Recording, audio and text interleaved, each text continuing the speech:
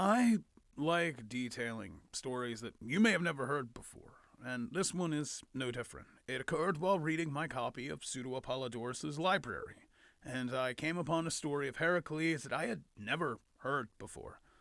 For context, Heracles has just completed his labors, and finally freed of the burden of killing his children. His wife Megara was spared in Apollodorus' telling, and purified after making the impossible possible, returns home to Thebes.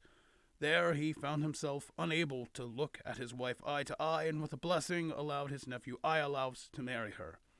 But not long after, he heard tales of a competition held in Oechalia, a kingdom in Thessaly, not too far from where the Arithmanian boar was restrained. The King Eurystheus of Oechalia, set loose a competition. This competition was that whoever beat the king and his male heirs in an archery competition gets the hand of his daughter Iole in marriage. Heracles, of course, wastes these idiots in archery. He's Heracles. Unfortunately, though, he did not win Iole's hand. And with good reason, some can say. Eurystheus, knowing that Heracles had just come back from atonement for the deed of killing his own children, did not want to risk his daughter's life or their potential grandchildren. So Heracles understood, and he happened to be leaving, though, the same time a thief took the king's cows. And it was he that was accused. Long story short, Heracles ends up getting afflicted by some form of madness and killing a man by throwing him from the city walls, and unfortunately this just proves Eurystheus was right for not handing over Iole. The now pissed off and banished Heracles tries to find a way to get rid of his thoughts. These anger thoughts that are clouding his mind, this madness. He first goes to Neleus, a son of Poseidon and the king of Pylos, but he gets turned away because Neleus and Eurystheus are pretty close.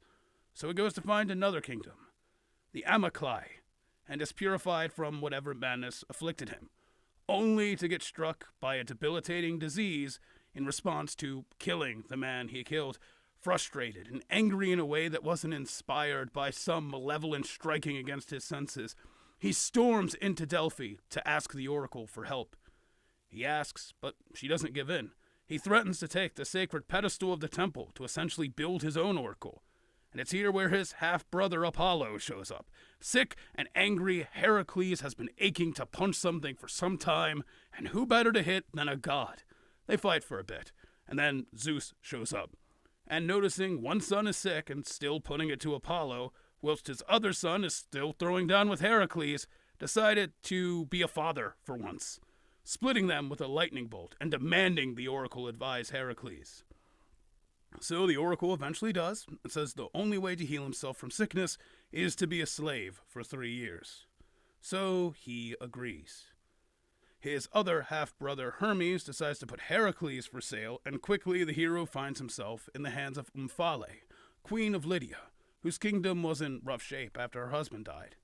She put Heracles to work cleaning it up, starting by killing a sorcerer, for lack of a better word, named Silius, who was compelling people to dig in his vineyards. Then he burned the vineyard to the ground. And then he caught the Cercopes at Ephesus, the Cercope being woodland spirits that enjoyed causing trouble. Then, as he was doing something for her around the Aegean, he saw Icarus fall from the sky, found his body, buried it, and named the island where he landed Icaria. Then, going about his way whilst the Greek world continued on around him. Including, in this time, there was this hunt that he couldn't attend for the Caledonian boar, and this boat ride some of his buddies were going on to Colchis. He decided that the boat trip would be good for him, so he got on board. In some accounts, with a girl from the Caledonian boar hunt named Atalanta, and in others having to leave her behind. And that would begin the next stretch of his heroics, as Heracles the Argonaut. But those are a story for a different day. As always, thanks for watching, stay hydrated, and be good people.